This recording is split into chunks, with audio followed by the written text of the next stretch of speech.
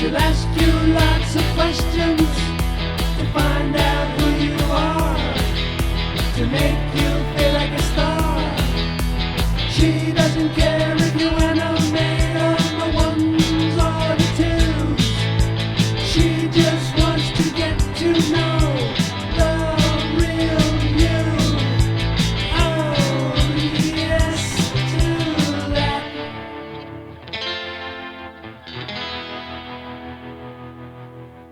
The animator's friend, she's with you till the end. She'll be your new best friend after cocktails and coffee. The conversation is so carefree. She doesn't care if you animate on the ones or the twos. Just sit back, relax, and time will fly by. Here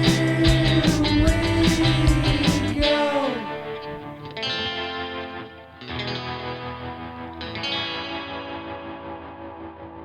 Howdy, I'm the animator's friend, India Lombardi-Bello. Thanks for listening to my show. For a year, it's the 1-year anniversary episode. First episode of, it's not really a season because I didn't take a break, but first episode of year 2 of the podcast. Thanks for listening this whole year, all of you. With it being the new year, something that I have been neglectful of is just introducing the format of the show. So I'm just going to reintroduce what we do here. It is an interview podcast for animators of all stages of career and all different types of animators. The goal is to just raise the profile of these individuals, these artists that just deserve more recognition. Animators are like the underdogs of the art world, and I think that they deserve more personal intrigue. A lot of interview platforms for animators are kind of dry and focused on craft and industry and don't get into much beyond that. You know, having a lot of animators as my friends, I was like, they're so much more fun and interesting and just deserve a lot more attention than that. So hence I started The Animator's Friend, which is me. And yeah, we just get to know them as people with a fun questionnaire format that keeps it easy breezy, personal. If you're new to the whole thing, I have loads of episodes that you can catch up on from the last year. I think it might be something like 20-ish, might be a little less, but it's a good amount to catch up on. In honor of the new year of the podcast, I had a new song made, you may have noticed, by Cloutmeyer, who provided the last song as well. But this one is bespoke. Probably won't do the whole song for every single episode. It is rather long, but it's cute. So thanks to Cloutmeyer for the new song. Something exciting with it being the 1 year is that it feels like it was a birthday present for the podcast. I got my first sponsor. I've been joking about sponsorship for the last year and like making contrived calls for sponsors on the show. But one of them actually kind of worked. If you listened to the Ottawa episode, or if you're going to listen to it, I was taking photos throughout our time there. And I have this camera, the Camp Snap camera. It acts like a disposable camera, but it's a digital camera. You have like a regular viewfinder. You don't have like a screen.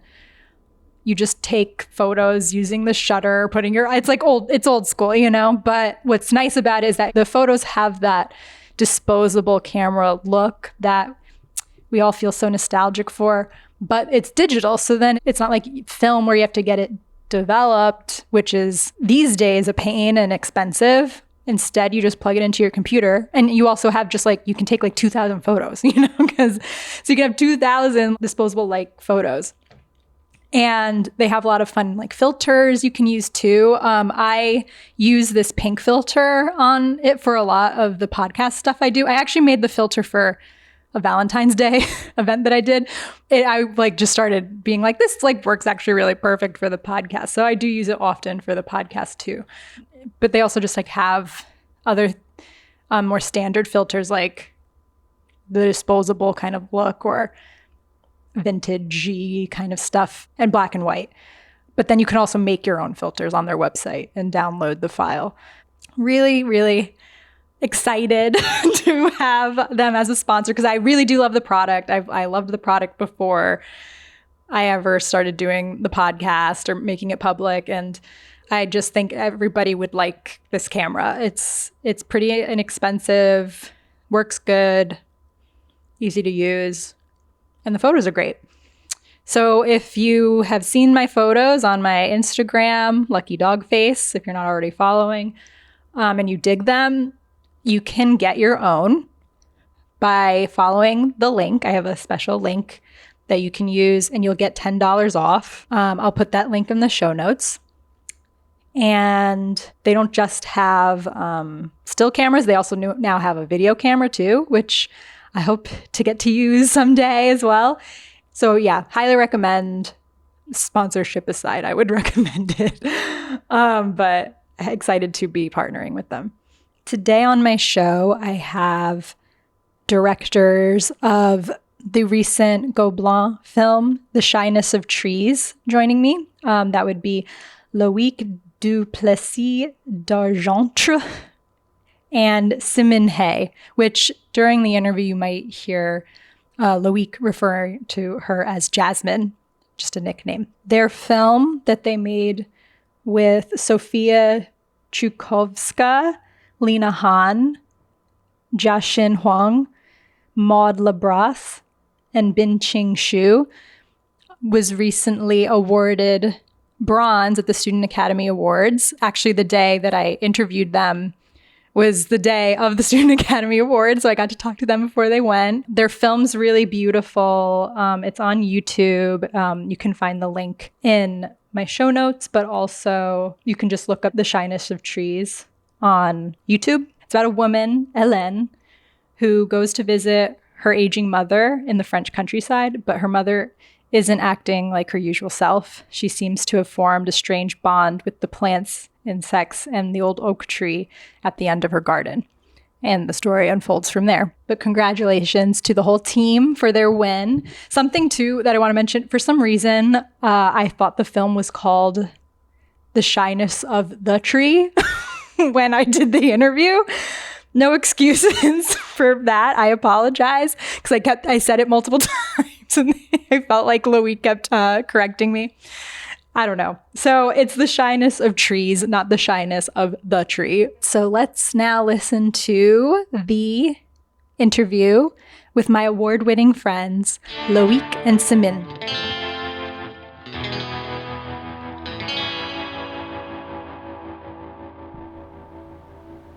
So yeah, first, congratulations on your Student Academy Award. Oh, very exciting. You. It's tonight. Yeah, Yes. ceremony. That's very exciting. It's a bit stressful. Is it? Yeah, we have to get dressed well, and there's gonna be cameras, and it's like a red carpet event, and it's not at all my comfort zone. So, but I think it's Are you gonna... wearing like a tuxedo, or is it just like a regular suit? I bought because I had a funeral recently, and I bought a two birds, one stone. I bought the same outfit. So yeah, it's like a normal suit. Normal suit. Makes sense to me. So do you want to just quickly, or not quickly, introduce your film? Okay, so our film is called The Shyness of Trees. So it's our graduation film from Gobelin. We were 7 co-directors working on it. And basically it's a movie about Hélène, a 40-year-old woman who comes to visit her aging grandmother in the French countryside. And when she arrives, things are not right. Her mother is not being her usual self. And she seems to have formed a strange bond with an old oak tree at the end of her garden. Mm-hmm. So, yeah, that's the premise. And you can go watch it on YouTube. The full thing's on YouTube? Yeah. Oh, okay, cool. Didn't realize it was publicly available. Cool. Luce sent me It was so beautiful. I said in my email, I cried. Oh, thank you. Thank you. I mean, it's gorgeous. Like it just like visually is really beautiful. But then I think exploring, I mean, I don't know if it's a spoiler to say like exploring. I Like think, you know what, spoiler alert. It's 8 minutes so people can go watch it Yeah. and come back here if they want. exploring like end of life kind of experiences. I thought that it was just like a really wonderful metaphor of like returning to nature in this way, and like the daughter being so uncomfortable with it, you know, and like resisting it, but it's also like a beautiful thing. Yeah, I think like especially with the nature thing, it's like the idea of once you die, you become a tree. It's a very like instinctive idea that I think almost everyone in every culture, you tell them you die, you transform into a tree. It's like, yeah, it makes sense. Yeah. But I you know, you have like in Pocahontas, you have the grandma tree and stuff like that. So I think it's like an archetype that's kind of logical, but yeah, it's I don't think it has been explored that much. So it was cool to do it. Yeah, I love that. And then do you want to just say like what were your respective roles like in the film? At the first beginning, we polished the whole ideas of the film together. I think first is Loick start from horror movie, and he's very want to do some cool animation in the film, and also he has idea of his parents is getting pretty older than usual family. He is facing that kind of thing. And for me, it's kind of when at the first beginning we are not in the same team, and I choose become one of the member of Loick's team because I was being touched by the first shot for Loick did for the storyboard. It's a bird take mom's head. At the first beginning, I didn't realize that really touched me that much, so I just become one of them.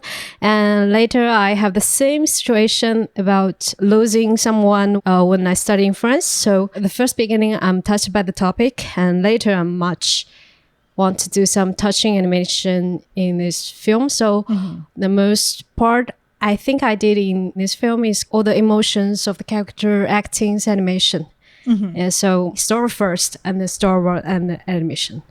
And also like I know because a lot of people still spoiler alert, but at some point like the Hélène, the main character, climbs the tree and she turns into a kid, and I know that's the moment that a lot of people are like getting emotional. It's the and it's like a big shot turning, and Jasmine did it. It's like kind of the money shot of the movie. So yeah, that was pretty impressive. And yeah, for my part, I was mostly working as a writer. I pitched the original idea. So as Jasmine said, it came because I'm like 25 and my father is 70. So he's pretty old for people my age. Yeah.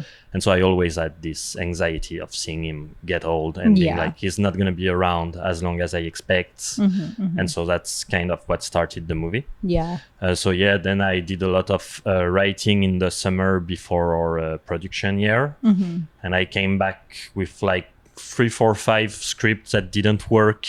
I was like stressed out. I was like, okay, we need to change everything, make a new story and everything. And then we worked with the team, like getting feedback to like work together to make the story work. And I was mostly like then writing the screenplay. And I then we also did the storyboard, the 3 of us, Jasmine, Sophia, and I. And then I took the storyboard panels that we did and I made like the animatic and the editing to kind of find the rhythm. And I had like kind of also a role of like talking with the composer, Jeremy, to like give him a playlist of references. I did, with the actress when we recorded them, so giving indication to the actress. Gotcha. And then have your parents seen the film? Yeah. What did they think?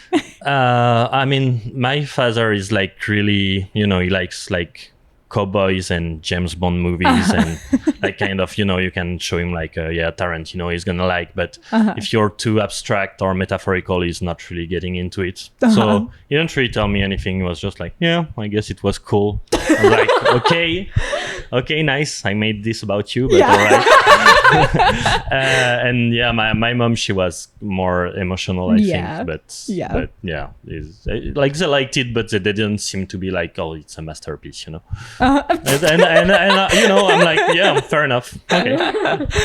I guess keeps you striving to Yeah, constantly exactly. do better if they're Exactly. constantly withholding And a little bit. I prefer them to be honest than to lie to me just because I'm their son. Sure, right. That's true. Did your parents have any thoughts? I don't know if they watch it because I never send the link to them, and they're in China and they can't go to the website. Gotcha. So, yeah. But my mom seems watched, and she didn't tell me any feelings about it. Yeah, that's why we made a movie like that. It's because we have a really terrible relationship with our parents. We are bad at communication, so we do it through a movie. Yeah, makes sense. And then you guys had a lot of other people that worked on the film too. Do you want to give them a little shout out maybe? Yeah. Basically, we had Maud Lebras, who did mostly the art direction, also with Lina Han. They did color scripts, character design, background design, all the colors, like visual part. I didn't at all was involved in it. They did it by themselves, and they are gorgeous. And they did a wonderful job. We had Sophia, which was kind of the generalist that saved our ass. Whenever we were she can do everything. Basically, she can do layout design, layout background. She can do background painting. She can do 2D animation. Yeah. She can do compositing, and she's kind of good at everything. So every time we were late on something, I had shots that I couldn't keep up with the quotas, and she's super fast. So she was like, okay, I'm finishing my shot. I'm gonna take what you can do, and she just she really saved us. I think BK was kind of the same. Yes, BK is kind of we have so many jobs. This was very boring jobs, but we really needed to do it. Some of the creators, like 2D animators, they're tired of clean things. They're tired of do this complex but boring job. BK can take it. I think it's the only person in the years that never complained. She was just like, yeah, whatever, I'll do it. And she never once was complaining or whatever. Important. And we have Jashin also, which was really she joined a bit later. We were kind of finishing pre-production, but she really helped us with the textured look and the compositing, and also really cool animation. She's really good at animation. Every process of the animation, there was one very good at, Maud very good at the concept art and character design, and Nina very good at the coloring and background painting, and Loick do the storyboard and animation script, and me do the animation. The Binching can solve all the problems, and Jashin could do compositing. So it matches very good for our team. Good. That's wonderful. You're all still getting along. Yeah. Yeah. I mean, it's some teams for their movies are all really close friends. Yeah. They're getting along and they see each other after school and go have beers. And we were more of a professional relationship, I think. But to me, that's what I like. I think, it's I can work, and when we work and we have some criticism or whatever, we don't take it personally. Yeah. And it's once I'm finished with my day and I'm tired, I it's I stop and I go do something else or see my friend or whatever. Yeah. So we keep talking, especially with all the events and all the awards. We all in good terms, but it was hard, a lot of conflict during the year, but I think now it's all behind us and we're all happy that the movie is working well. Yeah, I feel like it's good when you are working with people in that way, that it's like a little bit more of a boundaried thing. It's not like, like personal life, bleeding into, It's like you finish and then you can go have a beer with your friends and like talk in the back of your coworkers, It's like, so, that's what's amazing, It's important. Yeah, it's you important. can be like, Jasmine, she was so annoying today and all that, That's very funny. And then I wanted to ask, because I've admired like Gobelin as a school for a long time. I know they have a very particular process for like getting you guys through like the thesis film, and like it has to be like this big kind of group project. I don't know. Do you have any like insights of like what makes that school unique and like their curriculum? And this was the master's program you were in. Yes. Okay. And our generation of the Gobelin is very special because none of us was studying bachelor in Gobelin. First, I've been 3 years in another French animation school before I joined Gobelin. And in this school, it's like you have like a storyboard on Monday, and then you have animation on Tuesday, and you have like homeworks to do at home, and you're just always burnt out and everything. And what strikes me is that in Gobelin, they are like, they have a project. So I don't know, for example, we have experimentation, and they're like, okay, you have 1 month. You have to give this at the end of the month. So, for example, experimentation is really cool. It's like, do whatever you want. Try a new technique and do whatever you want. Yeah. And it's just like, you come to school, you work, and you work on your thing, and you have 1 month. But once you go back home, you can stop. Like, you don't have to work once you go back home. And you can really focus on one thing. And I think, like, especially for like a creative process like animation, you need to be doing one thing. Like if you're doing 7 things at the same time, you're just getting burnt out and you can't develop really. And here, you have 1 month, so you have time to like discover, fail, try something else. Like, and I think that makes really good for at least the years before the graduation film. And I think what makes it work well for the graduation film is also that they leave a lot of liberty to students, because same in the other animation school I was, it was kind of the teachers who decided which story would get made. It's the teacher who would make the group. And here it's like, okay, every student pitch a story, and once everybody has pitched their story, you're free to do whatever you want. You make your own group, you joined around the story everybody likes the best. So, it's like they're not forcing anything in the school, like they're letting it happen organically. And then everybody works together, and everybody is from a different part of the world, different culture. So there is a lot of emulation, I think, in that sense. So I think that's part of what sometimes why some Gobelin films are great. Yeah, I like that idea of just like, okay, like you have this amount of time to do this, but like do it at your own pace. And you're like, I think that's like smart. And that like teaches you good like time management skills and like being kind of like, self-sufficient in your like creativity and not having like to have external expectations placed on you in order to create something. No, it's really like I've been burnt out in my other schools, and this one I just felt creative. That's great. That's great. Glad to hear. Okay, we can get into the fun questions now. Okay, so 1, what's your morning routine?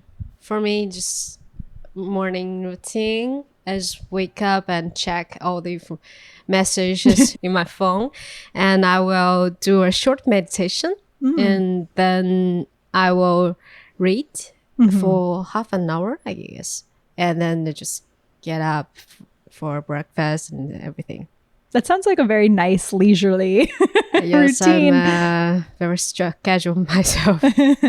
It's interesting that you look at your phone first and then do the meditation. Do you feel like it cleanses you to meditate after like doing the phone stuff? My job is very special. I work remotely for one studio in China. Okay. So there's time difference. Right. So I need to read. Is there any urgent things I need to deal with? Gotcha. You have a very healthy morning routine compared to mine. Usually, and it's very cliche of Friends, but whatever, I'm a cliche. I'm okay with that. It's like I will get up, I will go to work on my bike. On the way, I will buy a croissant. And then once I'm at work, I take a cafe, a croissant, and that's my breakfast. And if I'm in a bad period where I'm stressed, sometimes I'll add in a little cigarette to complete to complete the cliche. Yeah. And so, yeah, that's what we call the Croissant Café Club in French. And so, yeah, that's my morning routine. It's not like the best that one, too. but I like it works that for me. too. Do you have particular like cafes that you would recommend that you like to hit in the morning? No, I think if you go to France, to Paris, you have to be careful because some bakeries, they do like homemade croissant, like they do it themselves. But most bakeries, actually, they have like frozen croissants that they heat up, and they are still good. But you can see it's not the same. So you need to go in the bakeries that seems kind of more expensive if you go to Paris to get the croissants. Like the homemade ones are really crunchy and they do a lot of crumbs. If your croissant is soft and not making crumbs, it's not the right one. Yeah. So I've experienced that's that. My, Yes. That's my recommendation. Yeah. I will note it. Yes. Good advice.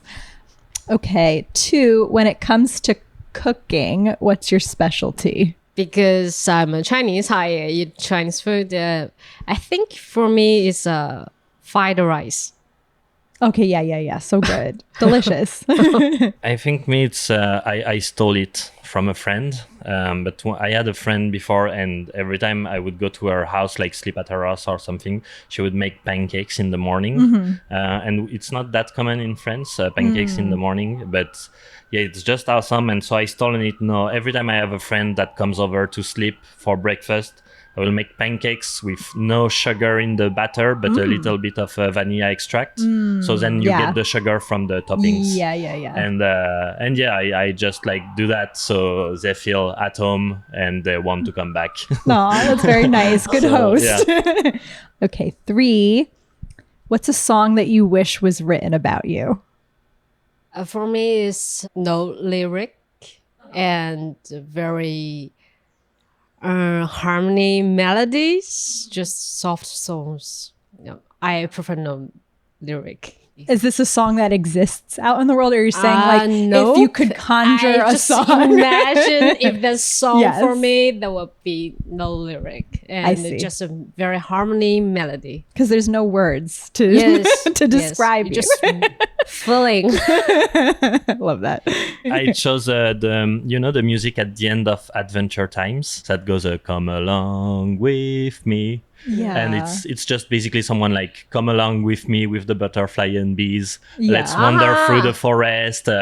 Let's gaze upon the water, do so as we please, all that. And it's just like, I wish someone would be like, instead of like, let's get a beer, like, let's hang out in the forest and let's go like look at the water and look at the butterflies. And I'm like, that would be a cool afternoon. I want people to ask me to do that, Living in the city, I need to go touch grass. So I would choose this song. Yeah. Okay. So attention, people who want to hang out with Loick. Ask them to go chase some butterflies. Exactly. Next That's my time you goal. want to hang out. Okay. 4, what's your latest fixation? I think recently is history because I travel a lot during this year. I didn't have good score when I was in high school about history, but now really I want to know more about different countries' history and maybe to connect them in a big image in my head to know what happened in our world and in this land. Yeah. Yes. I want to know more. Yeah. It's important to like know where we've been in order to like kind of make sense of where we're at now historically. Yeah. I think what scares me is that history is looping, and when you know history, you That's can you can kind of predict where things are going. And right now, it's not Freaky. the best time to know history. So I just like, okay, I prefer to not know anything. Well, I do think that in knowing history and like seeing the patterns, of like things that happen, it's actually like, I feel like in the US, like we're going through a lot, but it's like helpful to look to history to be like, okay, like we know what's happened in the past. Yes. and what's going to be like the downfall and what are the things that we need to just like really fight against. You know what I mean? And I think it helps to have a historical context to like be like, oh, I don't want to go in that direction. Yeah. So let's do we it different. need Yeah. it. We definitely need it to read the world today. But my fixation is rats. Rats. So you're in the perfect place. Yeah. Are you ready to do animation of rats? Yeah, I wish I have an idea for a rat animation actually. Yeah, amazing. I don't know if I'll find the time to do it one day. It would be because once I like almost ran over a rat with my bike in Paris. Like the rat just came in front of me and I like swerved around it, and I just imagined the story like, what if I like rolled on it and I killed him, and then like there is the police rats that come and I see the widow rats and I go to a trial and everything, and I want to do like a little short story about like a whole process of going into. But yeah, it's just, I don't know, rats yeah, exactly. But yeah, I think they're really cool. They're everywhere in Paris, and it's like everybody kind of hates them and they don't care. They just do their own thing.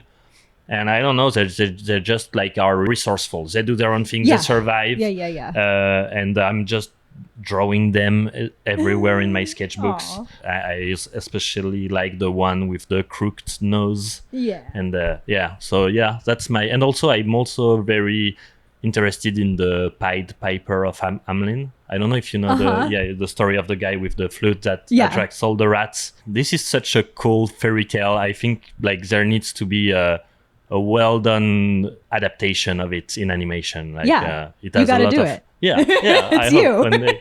I like Parisian rats. I think they're make the charm of the city. You know, it's like pigeons. You know, they're like our brothers. You know. Yeah. So yeah. Are you feeling like you're noticing the New York City rats that you're here? Yes, I watched one yesterday. I didn't see many. Very big. Yeah, they're bigger. I didn't saw a lot, but they're way bigger than in Paris. Interesting. Okay, that's interesting. But they're more freaky. But I like them. But yeah, in Paris, like you can go even like near the Eiffel Tower. Yeah. You have like trash cans with like you can see like, and if you go at night in Paris, you will see like in one trip, like you will see, I don't know, 30, 40 rats. Wow. Easily if you go through a park, for example. Yeah. But yeah, in New York, they seem to be more shy. Yeah, you usually see them at night and they're kind of like, you know what I mean? You see them like so fast. Actually, did you remember that rats appears in our classroom? Oh yeah, it was a mouse, I think. It's mouse. Yeah, we had a mouse in our classroom when we made the movie. And it hid in my pants. Oh my god. Oh my god. For a few seconds, I don't know how long, but when I found it, it's already in my pants. Oh my god. That's the backstage of Gobelin. You think it's a good school, but you'll get a mouse in your pants. A mouse infestation in your pants. Yeah. But I think in New York City you have a lot of squirrels. Yeah. We don't have that in Paris. Yeah. But that's like the fancy rats, you know. They're like like kind of pretty and cool and adorable. Yeah. Rats with style. Yeah, exactly. I prefer, rats. They're more down to earth. Yeah, you know. I think that's true. That's probably squirrels know they're pretty. And they're just, I don't like them. Yeah. Very funny. Okay, 5. What's a trend you are enjoying? I'm not that focused on the trend. Maybe for me is I didn't notice that much. Maybe I focus on my work. It's kind of, I just live very traditional. You're timeless. Yes. I've chosen Letterboxd. I think it's really trendy. Everyone, our generation, and especially like if you work in film and animation, you're on Letterboxd. Yeah. I think it's a cool social network because you don't post pictures of yourself. It's not that interactive, so it keeps it kind of not too toxic. I still do think that people are still too cynical and like they try to just do funny one-liners for their review instead of being honest and actually trying to develop what they think about a movie and what it made them ponder and all that. So I think it's still not perfect, but honestly, I'm happy. I'm keeping track of my movies. I like to see, like, I counted how many movie I watched last year. I like to see, like, my friends, what they watch, especially compare the opinions. And yeah, it's cool. I like this. It's fun. I do like the fun reviews too. I mean, they always make me laugh. Yeah, I mean, it's cool, especially once you've seen a movie, to like go to the most popular review and see the best jokes about the movie. Yeah. But it's just like, you know, I think like me, I also do it. Like sometimes I just post, like, because I'm like, okay, I don't want to develop. Just that was cool. But I really try sometimes to write more, like a bigger paragraph, because I'm like, okay, I want to try to develop my critical skills. Like I think you have to practice it to develop it. So yeah. Do you know if Shyness of the Tree is on Yeah. on Letterboxd? It Yeah, is? yeah. I'm the most popular review on the Best film ever. Yeah, exactly. I'm putting 5 stars to my own movie. Yeah. But no, I'm happy. Like we have a really good note on the Letterboxd, and you know, it's easier because most people that go watch it are fan of animation and there are way less reviews, so it's easiar to have a good note. But you know, then sometimes I just see, like, I don't know, I will see a Martin Scorsese movie and I'm like, it has a lesser note than Shyness of Trees. I mean, if you want cinema lessons, Martin, just tell me. And, you know, I get super narcissistic. But no, it's great, and we got a lot of great reviews on it. So good. Awesome. Love it. And listeners, go to Letterboxd and review it. 6, what's your greatest extravagance? Traveling to Paris and studying Goblin. Yeah. This is it is extravagant. Very wasted. Yeah, that's a big leap. Like never I have been like living in another country, especially with a culture that's so different. Yeah. The cost is another thing. Another thing is I need to put so much time to suit this new environment and face all the long distance with my family and my friends. Yeah. Yes, I think that is the biggest. Yeah. Do you want to stay in Paris, like long term, do you think? Yeah. After 2 years, I have completely suit living in a foreign country, and there's some reason I can't go back. And in Paris, there was so many art activities and so many different kind of things that inspire me a lot. So I would like to say, nice. I think like I'm really not extravagant at all. My usual go-to outfit is like jean, white t-shirt, and sneakers. And we can attest. Yeah, exactly. So I'm like, and I think actually that's my greatest extravagance is that I've been doing 6 years of animation school. I've never had a tattoo. I've never dyed my hair. I've never pierced my ears. I've stayed boring all the way through. And I guess, I'm just like, I just like it to know that I'm like just natural, flavorless, you know. Yeah, it's I like that. I don't know, you know, it's kind of a comforting thing for me. So I guess that's the extravagant thing, is that I didn't do anything even though I went through art school. I gotcha. 7. This question came up on a recent episode. So my friend Sarah Schmidt was asking, like, it's more like when you're unpacking, when you're moving, but since you guys are traveling, what's the first thing that you unpack when you're traveling? Perhaps on this trip, what's the first thing that you unpacked when you got to the hotel? For me, it's a notebook, sketchbook, and pens, and pencil. Of course, the first thing is phones because I need it. Sure. But and second is a notebook. Yeah. I need to write. Word drawer. Yeah. True animator.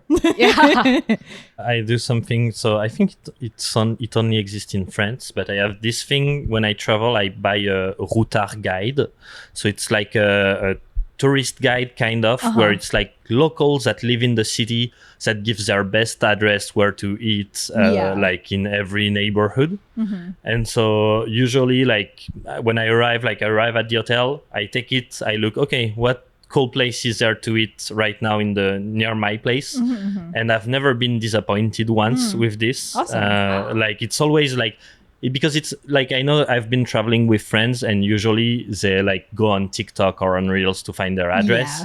But then you go and it's like everybody is like looking through that. So there is like a lot of people and this it's like really like, it's more like hidden little spots because it's locals that recommend it. Right. And yeah, it's always great. And I just really love this thing. So I'm doing the publicity of it. But yeah, route our guide. But yeah, I think it's only a French thing. I see. But yeah, it's really that sounds cool. Yeah. Yeah. And actually, 8 is your surprise question, and it's kind of related to what you just said. It's a 2-part question. So I'll start with, what is like something that's like non-touristy that you're gonna do while you're here in New York, or maybe you already did?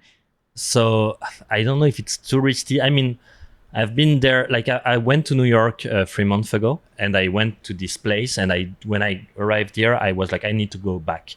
And I don't think it's touristy because the both time I went, there was almost no one there. It's a shop called Sables.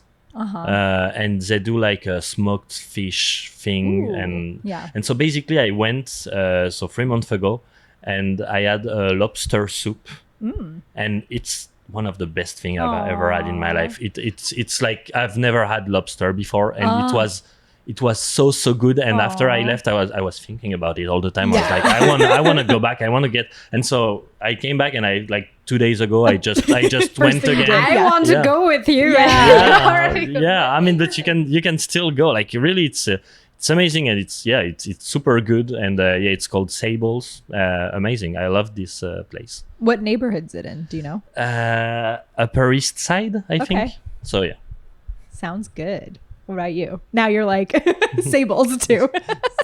For me, I go to the boats. The ferry. Yeah, ferry, yes. Yeah. I really like the view. And today is a very traditional date in Chinese, the mid-autumn. Right. Yes. Yeah. So the moon is very round and big. Yeah. And so yesterday, I think the boat is gorgeous. Sounds nice. Okay. And then the most touristy thing that you want to do while you're here? A touristy thing. I want to go on top of the Empire State Building. I haven't done it yet. Yeah. And I was kind of like, too touristy. Like I didn't went on the island of the Statue of Liberty either. Because I was like, I'm not a tourist. I am. Tourist. I saw some friends who actually went and took pictures on top of the Empire State Building, and I'm like, okay, I want to go now. It looks cool. Yesterday night I go. Oh yeah, you went? Yeah, I went. Is it worth it? I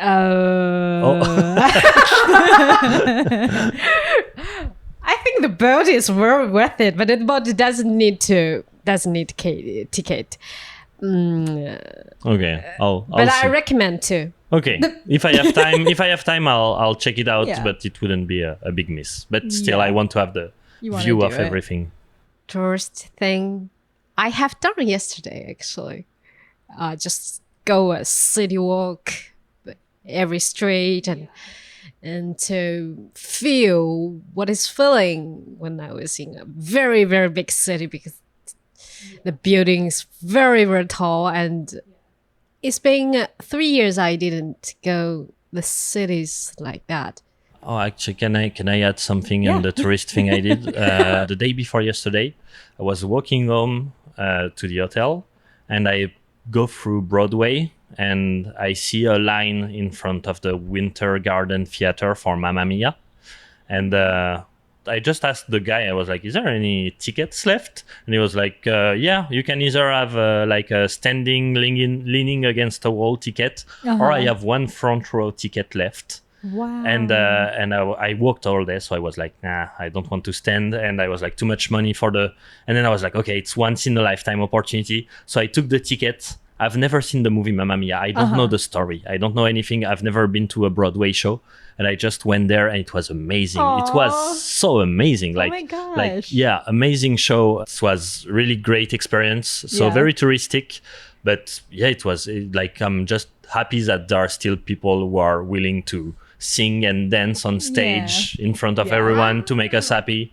Yeah. And it was just awesome. I love that spontaneous decision. That's so cool. Yeah. Yeah. And especially like Mamma Mia, I've never seen the movie or anything, but all the songs are super famous. So I could you know still the sing songs. along and Yeah. everything. So Yeah. really cool. Yeah. Aw. Okay.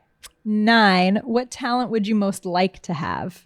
If it's possible, I would like to understand the information from nature. Like, I would like to, maybe I can understand what the tree says to me and then what the bird says to me. I would like to imagine. It's a kind of imagination talent. So you want a superpower to talk to birds? Yes. No, That would that's be- pretty cool. That'd be good. I'd like that too. Yeah, that's amazing. I think the talent I'd like to have would be to be able to make a great comeback. I'm really bad at comeback. Like, you know, when my Yeah. friend teases me, I always like I stumble upon my words, and my Yeah. comebacks are way too long. You know, they're not snappy or anything. It's always like bad, and I just, even like when I'm talking through message, I'm really bad at comebacks. Yeah. And I just wish I had the thing, you know, someone says something a bit mean and you say something that's more intelligent and a bit less mean. I can't do it, but I Yeah. wish I could do that. Yeah, that's a good one. 10. What's something that you think is overrated? Okay, for this one, I have to be honest, but maybe make some misunderstanding. But I think it's freedom. Freedom for me is most important, but I think human need some right guide, but it's hard to find which one is right guide.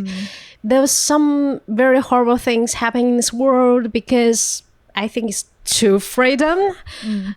I think in some kinds of it threatens the world because you can't just let somebody shoot to another world. You can't just let some very horrible things happen in this world. I think it's freedom, but freedom to me is the most important thing. But I think it needs some guidance. Yeah. I mean, it's finding the right balance about like freedom for individual to do as they please, but as soon as it starts to impact others negatively, you need to stop it. That's the biggest problem with like capitalism and liberal market, is just like, yeah, if you're a company, you're free to do a lot of like, some people are like, no government regulations, but then they just do whatever they want and it impacts everyone negatively. Yeah. So I get it in that sense. Yeah. I've wrote technology, I think, is overrated. I think like we're good enough technology wise. Like, We you don't know, need like anymore. I came here like across the world. It was a 7-hour flight. So Yes. less than a third of a day to cross Atlantic Ocean. Yeah, Atlantic Ocean. So, you know, less than a third of a day. We don't need to go colonize Mars. We don't need, like, I don't know, teleportation, like, because then traveling becomes meaningless. Of course, we could improve technology to like cure cancer and stuff like that, but I don't think we need faster cars. We don't need faster internet, virtual reality helmet, Neuralink, whatever. It's like, I think, you know, technology should have stopped in the 2010s, you know. We have like internet, we have like a GPS, stuff like that. We have access to information, we can communicate with people, but we don't have like algorithm and artificial intelligence and everything. I'm like, you know what? We stopped technology in the 2010s. Maybe it's just because I'm old and I'm like, things were better before, but I don't know. I feel like, yeah, we shouldn't be like, oh, the goal of humanity is to expand and colonize the universe. Technological advancement is not something I'm looking forward to. Yeah. I think that makes sense. 11, what's something that you think is underrated? For me, it's kind of like nature's power. Like, even for now, we are notice that we need to back to nature, but in real life, everyone needs just pursue the work and still not have no time to put them in real nature. I do think the nature have power to heal your body or to clean your thought and to make you more comfortable. That's actually like part of the topic of the movie. Yeah. And it's something I also realized like working on the movie is like I've never been religious or anything, but I feel like there is a sort of spirituality in nature. If you go take a walk through a forest or if you go deep in nature, you will feel like there's something bigger than you here. There's something really strong that you can't really put your words around. And I also like, I think one of the things I thought about a lot during the movie is like understanding nature and living like in phase with nature helps you understand life better. In the sense of like, even you look at the seasons, they're like a parallel to human life. It's like you get born in spring, in summer it's your youth, you get old it's fall, and you die in winter. It's like there is all this parallel that when you're in sync with nature, life makes more sense. That's what I mean. I think we should build back the connection with nature. That's why I also like really like pagan witchcraft things. I think it's interesting. It's like going back to a connection with nature. Both of you are in a city. Yeah. Yes. Yeah. Do you feel like, because like here in New York, like I feel like it's so hard to get out of the city and access nature, but there's other cities where it's not like that. Like I really like Austin, Texas. It's really easy to get out into nature. LA, it's easy to get out into nature. What's it like in Paris in terms of like getting out? Actually, Paris is much easier. Yeah, I mean it's small. It's a small city. Paris is small, and there's many places could go. There's forest. You just need maybe 1 hour to take a train, and you can just go back to nature. It's very if on the weekend you take 1 hour train and you're like in a little French village. Wonderful. It's really good. cool. Very nice. Jealous.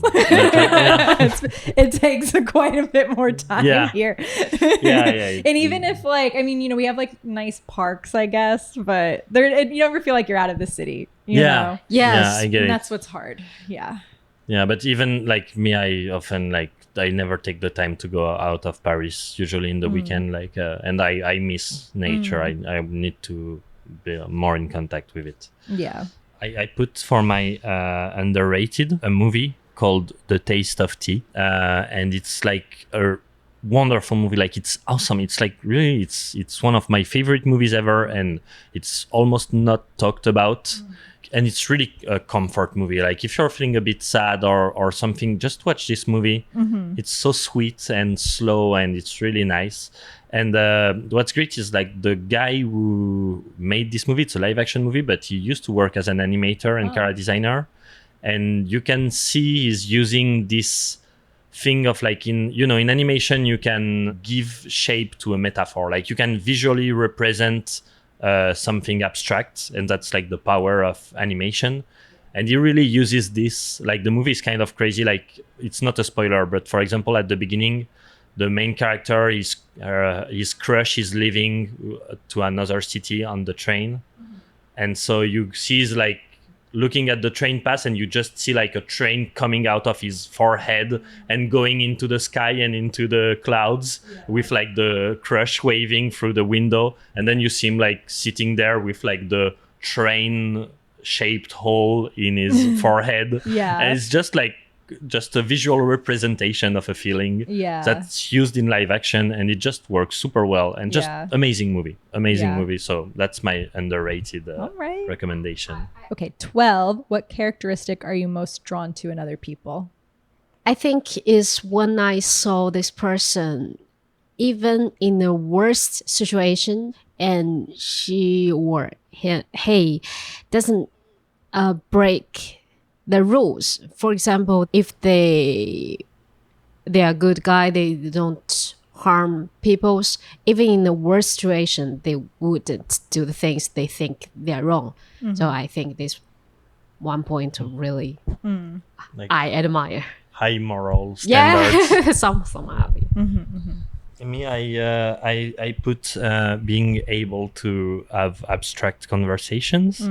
That's really the thing that separates like friends to really close friends. Like I have, you can have like really good friends, but you can, always talk about gossip or work or issues, stuff like that, relationship. But my best friends and the people I'm closer to, it's when you are able to talk about some like feelings, things that are like out in the ether, ideas, and I think it's really hard to find people where you can really have a meaningful conversation about abstract ideas. And once you find people like that, it's really amazing. So that's what I look for the most. Yeah.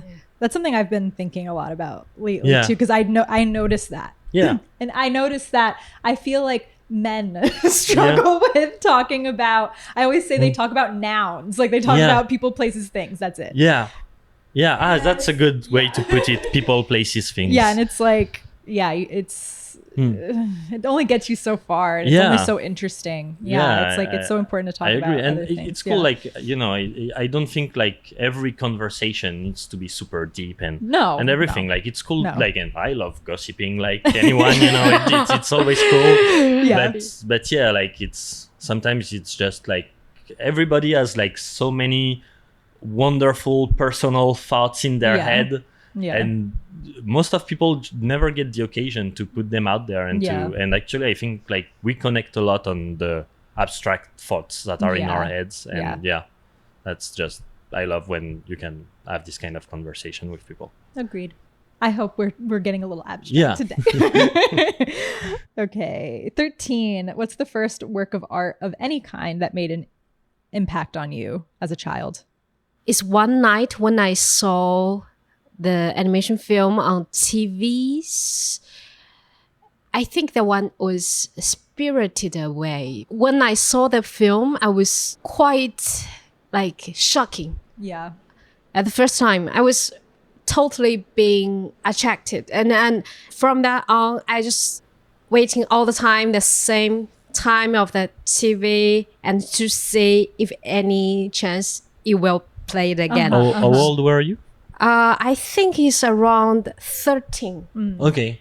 I remember I was just shocked Yeah. by such wonderful artwork. I think it's a good age to discover it because I watched it when I was 5 and I was What? so scared. I was so scared. It's scary. Yeah. I was like, I think I cried or something. It was too much. By which things? There's a moment where she likes go cross a bridge and he's just on the bridge and he's just like following her with his face, and it's like so scary. And also like the pig transformation. The pigs is so scary. Yeah, the parent And transforming upsetting. into pig. But I remember my grandma, because it was at my grandma's place, and she had like a VHS tape of Spirited Away. And so I played it, and like I got super scared, and she took the tape away and she threw it. She threw it away because she was like, it's not for children. It's too scary. Actually, I'm like kind of sad about it because I'm like, fuck, it was, I wish because then I didn't watch this movie. I only watched it like 12 years later. And I wish I could have grown with it. But I understand why it's fascinating. Yeah. It's a beautiful movie. I wrote, it's something called Chow Chow, I think. I think it's a Chinese thing. It's like stickman fight on like internet. And basically I watched them over and over again and I was super into it. And that's what really, like, I started doing like comic books with my friends when I was 6, 7, something like that, because we were so into this and we would like make little stories about, oh, it's a stickman that has to infiltrate an enemy base and he goes through the air ducts and whatever. It was like kind of stupid, just action and fight. But yeah, that's really what got me into drawing and into making stories and stuff. So Xiao Xiao, amazing. Is it that animation where it's like they're fighting, but then they're like leaving the animation program? No, is it that, I mean, or- it's in the same internet sphere community of stickman animation. Okay. But it's Different. that's Okay. animation versus animator, I think. Right. But I'll look it up. 14. When did you feel most discouraged about pursuing your creative path? Actually, I didn't have the moment. Okay.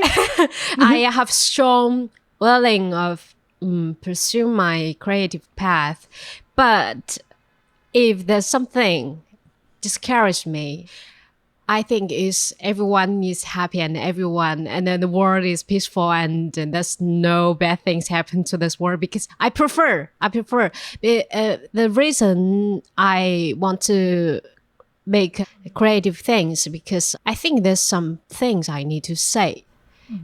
If everything is okay, I think I was just lying in the room and didn't do nothing and just very lazy and just care about my things. It's like the discouragement of life is your driving force for your creativity. Yeah. That's true. The reason why I need to do my things is because I think it's useful for others. Yeah. The moment I got the most discouraged was my second year of animation school. I did my first short film, 2D short film, and we were in a duo. And let's just say I was with someone that it wasn't nice to work with this person. And it was a really, really bad experience. I got like crazy burnt out. I was like sleeping 3 hours every night to try.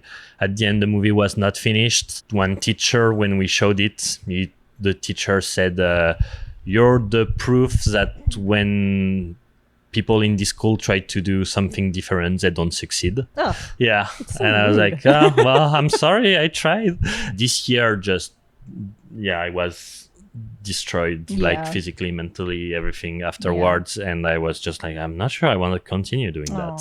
Yeah. But yeah, then the other short films I was with more tolerable people and it went well. So I'm happy. Yeah. And I'm glad I continued. Yeah, same. Yeah. Okay, 15. What character from an animation do you relate to the most? The first role in my brain is the main character in The Valley of the Wind. It is very early. Nausicaa? Yeah. It's her. Yeah. She's awesome. Yeah. I like her. So Yeah. That's, I think if you relate to a Ghibli movie character, it's pretty cool. They're all awesome. They're strong characters. Yes. And I put either Ash from Fantastic Mr. Fox or Naruto from Naruto because I mean, like in the first part of Naruto, I didn't really watch after with the Shippuden thing, but basically it's like, especially when I was younger, and I still feel like it now, it's like I always feel like I have like friends that are like so cool and they're handsome and they're just so amazing. I always feel like I'm kind of the bumbling idiot on the side and I'm just a bit weird. And so, I always have this, like in Naruto, like he's next to Sasuke. Sasuke is like the cool, dark, edgy kid, and all the girls have a crush on him. And then there's Naruto, who's kind of goofy. and in Fantastic Mr. Fox, there is Ash, who's like weird. And there is Christopherson, who's the cool guy. And I just relate this thing of like being like, if I'm myself, I'm not cool, but I like to be myself, but it's just, it's not what's considered cool. And I think that's why I relate to these two characters. Being yourself's cool. Yeah. It's the most cool thing I think you can be. It's just like embrace it's who you nice, are. but sometimes people just think you're weird, but that's okay. That's fine. They're weird. Yeah. 16. What character from an animation did you or do you have a crush on? really, really has one. People be having crushes on animated characters. I had a list. I had to choose from a list for this question. Okay. But I was surprised that I really has one. And that guy was is Tarzan. Tarzan? Yes. Oh, wow. Yes, very nice. Yeah. I love that you started out being like, this is a crazy question. Then you were like, it's Tarzan. Yeah. I admire wow. the personality, not the outlook. It's personality. He's very nice. Oh, okay. Yeah, fair enough. In touch with nature. Yes, it very makes in sense. touch with nature. Yeah. No, I mean, I wouldn't have guessed that from you, but yeah. I'm like, fair enough. Tarzan is hot. I mean, he's hot. It's that kind of personality. It's Okay. not that. Okay. Whatever you say. Wait, doesn't he like not talk? I didn't want this. I should just lie. I think handsome guy. I think it's a great pick. You know, It's a great pick, and I Yeah. haven't thought about Tarzan in so Yeah. long, but Yeah. you know, yeah. Makes sense. But I've put San from Mononoke. You know, she would reject me. She would be like, "You're a human. I hate humans. I want to go with my wolf." Yeah. Like she would hate me, but I just think she's cool. Mm-hmm. Like when you first see her in the movie, and she has like blood Yeah. all around her mouth. It's Yeah. pretty cool, Yeah, pretty she's badass. cool. She's Yeah. she's a total badass. So yeah, Yeah. San. You both like Yeah. the people of nature. Yeah. 17, what's your favorite feature animation? I'm really a big fan of Ghibli film. Yeah. I think it's Memories of Teardrop. I didn't know if you... I don't think I've seen that one, but The main character is a girl, and it compared with her memories and to the realities. And Is it only yesterday? No? yes. Yeah. Okay. Yeah. I think Yes, it the has same. different titles. yes, the same. okay. Only Okay. yesterday. Nah, The same, I yeah. need to watch it. I haven't watched it. For me, it's super, super good. Yeah, I've heard also it's one of the best of Takahata. I've put Ratatouille. Ratatouille Yeah. is a perfect movie. Fitting. Yeah, It's perfect it's like it's funny. It's well written. The moral of the story, the message is like you don't see that a lot in other movies. Of like good artist comes from anywhere. You don't have to be in high society to be a good artist. And just so many iconic moments when he hits the ratatouille and he got the flashback. The acting of Linguini being controlled is super funny. As an animator, it's so amazing. Like everything is perfect with this movie. So yeah, It's a good one. It's a good one. And 18, what's your favorite short animation?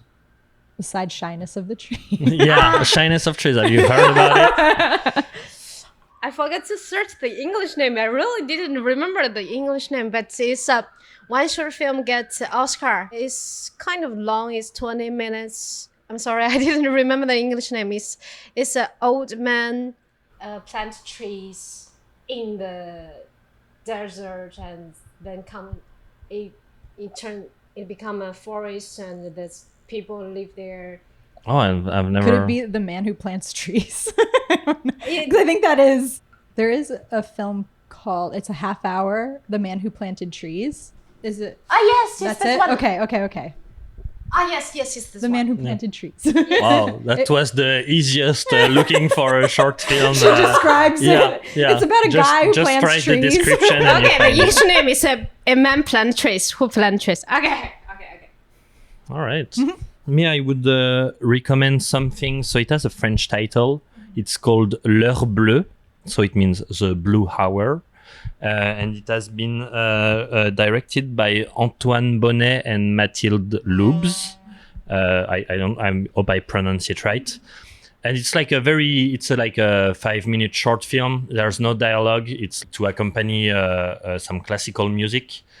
It's just really, it's so beautiful. It's extremely beautiful. It's like very subtle storytelling just through visuals. If you have 5 minutes to spare, type L'heure bleue short film animation on YouTube. It's kind of hard to find sometimes, and you should find it. I have a YouTube playlist that I make of all like the short films All right. and stuff. So I'll add it. All right, if you The don't listeners find can it, find tell it me there. and I'll find the link. Okay, sounds good. Yeah. 19, which animator do you most admire? Fan of a Ghibli film again. Miyazaki. Yeah. Miyazaki. Yeah. Yeah, makes sense. I admire his attitude when he's drawing animation. Yeah, I mean, I can't find someone better now, but I chose Masaki Yuasa. I just think like this guy is free, he just does whatever he wants, and he's super creative in his animation. Yes. And you look at Mind Game, it's just amazing. I love Devilman Crybaby too, and you can really you notice his style. 20, what's your most life-defining decision? I have to say, come to France to study animation, because study animation is always a dream, like for me, because in China, when I was very young, I was dreaming that my name appears at the ending of the animation, where I dreamed to be an animator. I didn't know that what this means, but I want to be one of them to make animation. But when I grow up, when I was ready to go to college, I forgot a dream when I just listened to my parents and listened to the societies to say, okay, which major makes it much easier to get a job. So I almost forgot it. And then when I was in second year of university, I make my first short animation film. So I was, okay, that's the thing I was going to do in my next so many years. And I really admire French animation film. So that was always been a dream. But luckily, I make this decision to come to France to study, and it's super good. I think for me, it would be deciding to actually do the Shyness of Trees. Because basically what happened is we pitched the movies at Gobelin, and there was my friend Diego who made a movie called Layla. It's amazing, so you should go see it. And basically we were both making our team to work on our movie, and we kind of were struggling to make a team, and we really wanted to work together. I remember one afternoon we went eating lunch together at the park, and we were like, okay, what do we do? Do we continue doing our own movie separately, or do we join together and make a movie together?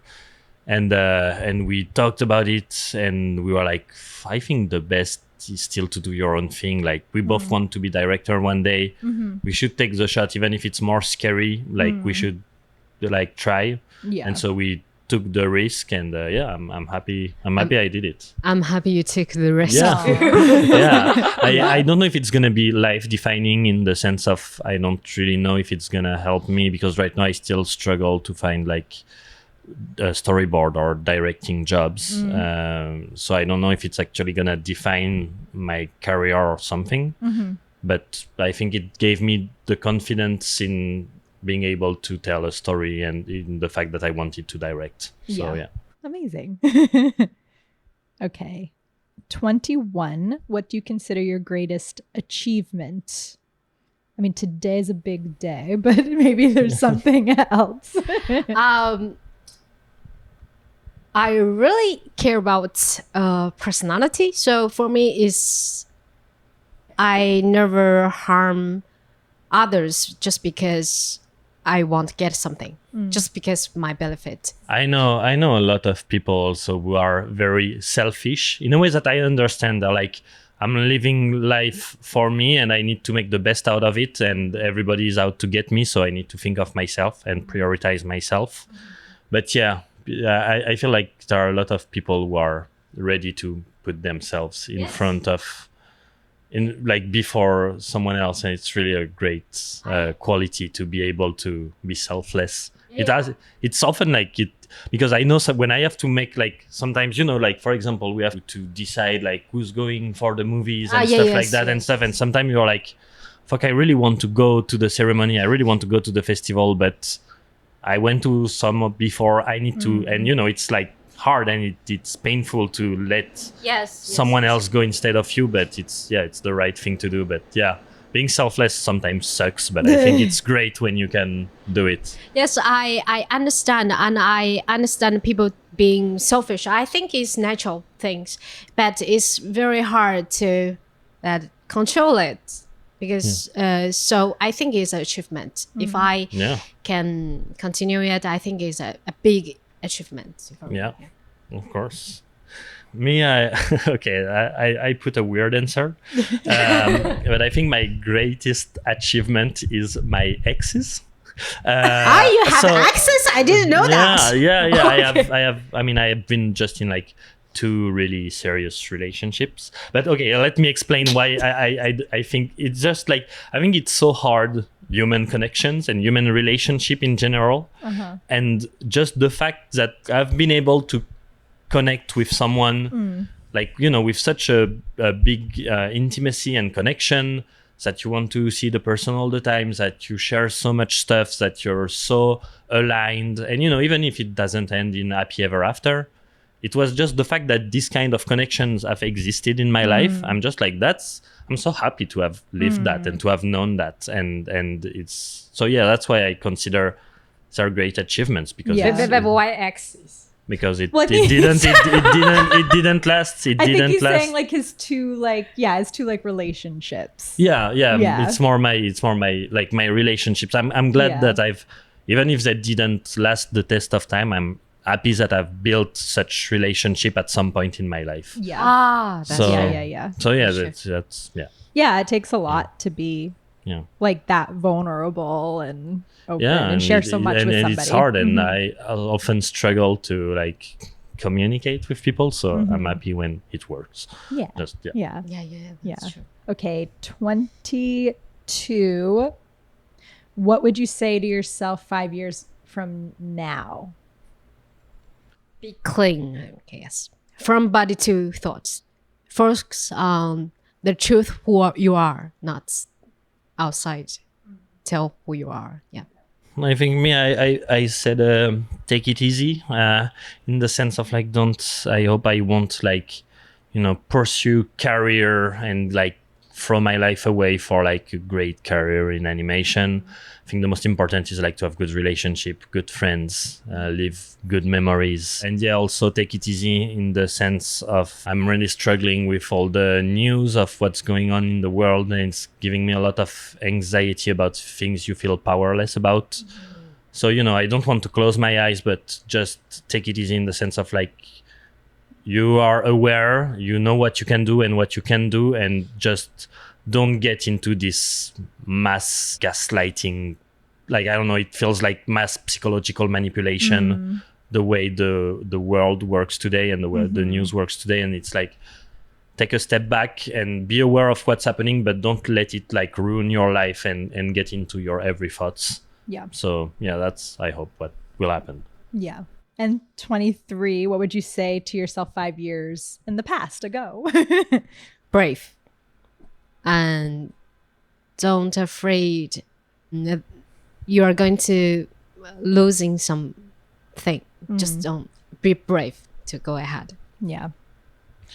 Yeah, I would say never sacrifice your health for your work, because through my studies, I've too many times, spent nights working, not sleeping, being like, I need to do something the best as possible, and it needs to be perfect. And you don't work, and I'm like chain smoking because I'm stressed and all that, and it's like, it's not worth it. Like all this school exercise I spent like nights working on to try to get a good grade and everything. Like today I don't care about them. Like really it wasn't that important. It didn't deserve to. And I feel like I still suffer from the health repercussion it could have. It has had. So yeah, I would tell myself chill. Like do your work well when you're working, but take some time off. Yeah.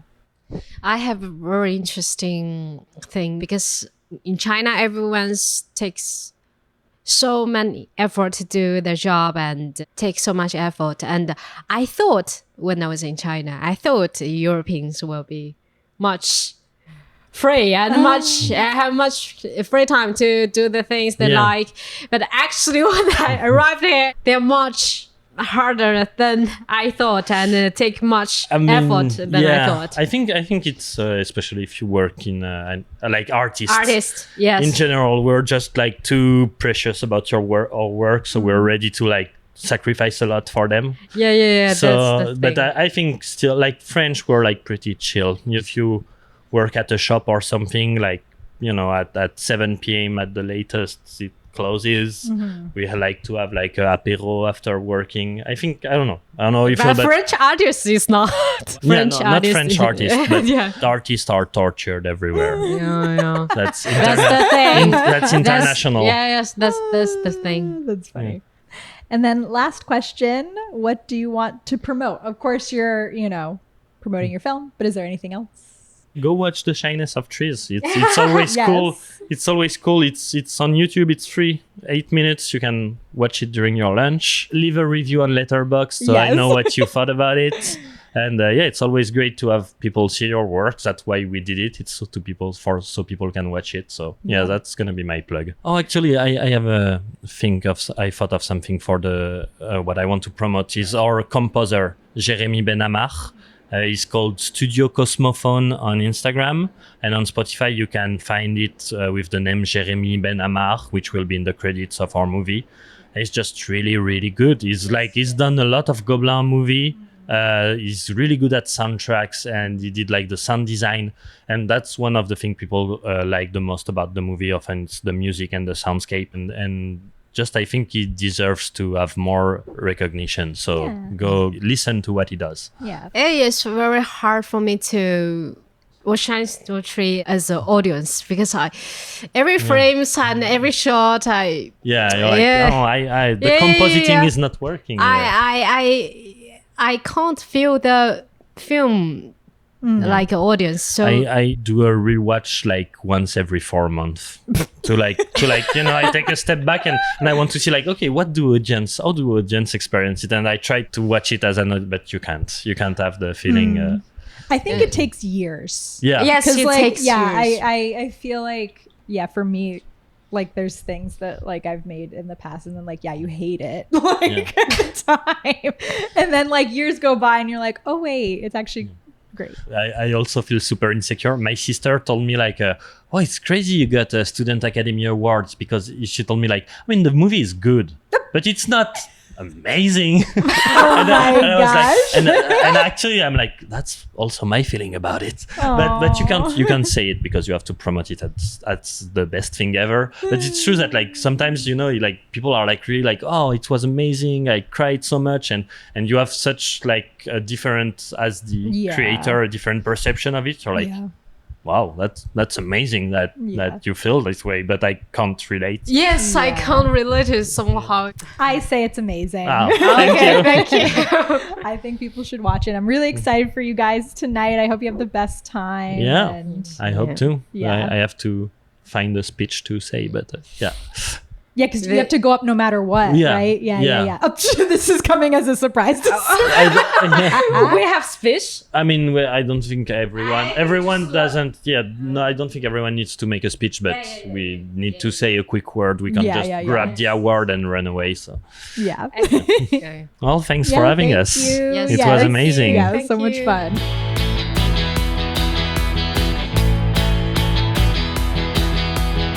This podcast is recorded, edited, and produced by me, India Lombardi-Bello. Booking assistance by Luce Grosjean. Digital marketing assistance by Arnesh Kundu. Music by Cloutmeyer.